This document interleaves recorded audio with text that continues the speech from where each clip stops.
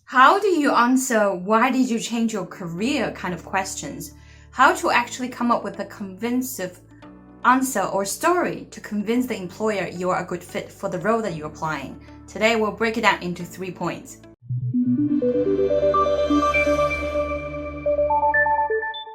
Hi everyone, Jade from Career Journey Professional, and again today sharing an interesting topic. So a lot of my clients came to me because they're going through career transition. They may be relocating, they may just came to Australia or going overseas for the first time, and inevitably sometimes they have to change your career. So when we talk about career change, we're not just talking about changing industry. There could be people that are just changing their company, they could be just changing a different sector within the same industry, or even sometimes my clients would have to face that they studied different subjects, I myself included. So back in Cambridge, I studied land economy, which is more about finance and real estate. So when I came to Australia, I studied something different because I wanted to study something different, interesting, and something to enhance my communication skills. So I chose media. But these are two very different subjects, and they could indicate very different career paths as well. So when it comes to time to apply for job, and in between, because I have to survive in Australia, I also tried different other jobs, and I studied a marketing certificate as well, a marketing degree, and I studied also some other degrees like side courses. So when it comes to this, employer might be confused, like why are you studying so many different things, or why are you trying, or you did so many different jobs in different sectors in different industries. There raise a concern, and this is where the questions could come from. So a lot of my clients are going through that struggle, that sometimes they might have a lot of different interests and a lot of different experiences, or a lot of different degrees, or you may not have, maybe just one thing, Paul, you had very long work history in one industry, one company, now you're changing, and now again you're facing this question. So we'll break it down into 3 parts actually. So first part, I will invite you to really, this is what I do with my clients anyways, I would really invite you, so behind the scene, if you are the employer and you're asking this question towards the candidate, or if you are raising this concern to the candidate, of why did they change their job, why did they change their industry, sector, why did they even change country, why did they study different things? What would they want to hear? What is the good answer? If they hear, they'll be like, I feel good, or I'm not so concerned about that anymore, or what exactly they're trying to find out behind that question. It's very simple. Employer just wanted to hear, are you ready? Employer just wanted to hear that whatever you have done before, it could be an aid, or it forms you to now finally determine to work in their industry, their company, at least for the foreseeable future, and whatever you have done before would be a help, would be a form of aid to do a better job in whatever you're doing right now. That's what they want to hear, right? Because all they ever wanted is the right kind of candidate with the right kind of skills, experiences, passion, how to deal with people for this particular role. So that's how you can tailor your question, how you can tailor your story, your answer towards that angle.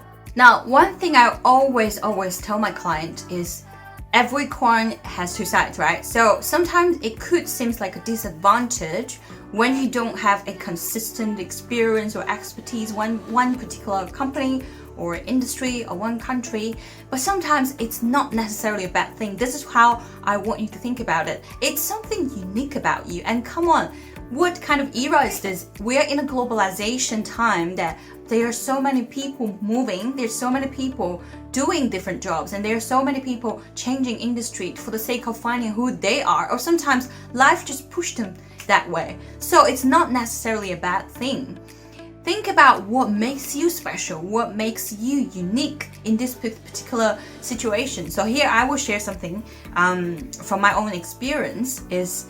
So I never had any IT background, but first full-time job that I can ever find in Australia was IBM.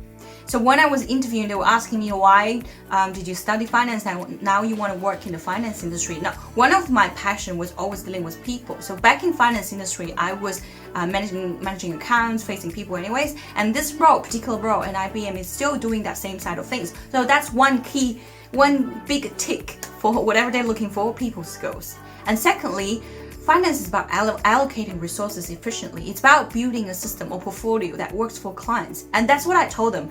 These are transferable. That's one of the points that I would talk about anyways. So again, this is not necessarily a bad thing. Really, really be creative. Think about what you have from your previous experiences, understanding languages, you dealt with different cases, different industries. How can it help you to do well in this particular role you're applying for, this particular industry that you're going to work for? And that's something that's going to make you so unique. May or may not really, your employers may or may not really like it, but that's one of the questions you have to think about is, how do you stand out anyways? So really do think about the relevant things that makes you special from that perspective. All right, that's point number 1. So point number 2 is there is no right or wrong answer to this one. And so when clients ask me, I would have to sit down with them and come up with a tailored answer for themselves, because there's no right, there's no wrong. Life has no right or wrong anyways. It's your life, it's your choice. You made that particular choice to change career, to change company, to change industry. Fair enough, you just need to tell them why you did that. And behind that again, remember what I said, they want to hear that you have that skills, experiences, or the transferable set of competencies that you can do well in this job. So whatever story that you have, as long as it's covered that part, it's good. And another thing I want to share is, as long as your story convinces yourself, it's going to convince other people. Again, no one really knows what happened in your life, especially for a employer or interviewer who's just going to sit there and listen to you for probably half a minute of how you chose your life. There's no right or wrong answer, but you want to tune into a good state, a confident state, a positive state for yourself. So look at the things that you have done or you have chosen that's good for you. And that's how it's going to convince other people. For example, maybe you decided to have a career gap. A lot of my clients do have to have a career gap because they have to apply for permanent residency in Australia. So they have to spend full time studying English or doing this interpreter certificate so that they can have higher marks for their immigration application. So there is a gap there, and for employers, they will be like, "Why are you having this gap?" So you could have different questions. You could have different answers. Some of my clients may choose to say what is honestly the fact. They have to stop everything else to full-timely work on their PR to get a valid visa to stay in Australia. There are other clients may really have difficulties or urgencies in their life, so they are part-time applying for PR but also studying something else, or they went back to China to visit their families. That is also true as well. But adding a twist to that is now from that experience, what did you learn, or how can you contribute to the job better? If there is anything, that's great. Again, as long as you can convince yourself, you don't worry about convincing other people. It's a good enough answer. All right, that's point number 2. Always have a structure when you try to answer. Now, here the structure that I offered is why you have chosen what you did before, what you have learned from it, and how in the future, from your previous experiences or different subjects, different industries, how you can better contribute to this company, how you are determined to this company, this industry, this role. So that's a basic structure. You can follow that structure or use your own structure, but have a structure. And also, what's going to be convincing is adding tangible reasons, adding tangible facts, experiences, stories, or figures. Anything that's tangible, it's going to make your story more convincing, and it's going to come across much more practical. One example, actually a really good video that I made, it's about the transferable skill video. Have a look at that, because that is literally comparing what you have done before, a previous job, and the current job descriptions. And you're going to look at what are the common ground, what are the things that's actually the same, transferable. This again will be, like I said, it's very tangible. You can come up with really good stories or good examples. Previously, my client satisfaction rate was 96%. So now, even it's in a new industry, but you're still facing clients, so you can still transfer that good achievement from previous industry across to add up to your interview answers to make it sound so convincing. Yeah.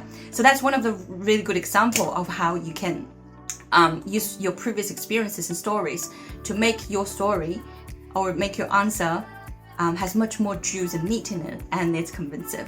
All right, great. I shared 3 points about how you can answer why did you change your career type of story. Yes, it is kind of, it's one of the things you have to be careful, because your employers do have a concern over there. Like, they may worry you're a job hopper, they may worry that you won't stay in this industry too long, they may worry that you don't have the right kind of skills or experiences or industry knowledges, and that's all you have to incorporate into your answer to convince them. Okay, I hope that's helpful. If you do need help, do come up to me. So a lot of these situations, the best answer, of course, is tailor-made, one-on-one, right? So if you do need help, reach out to us. Otherwise, I'll see you in next video. Do leave a like, subscribe, join our Facebook community. I'll see you in next video. Bye.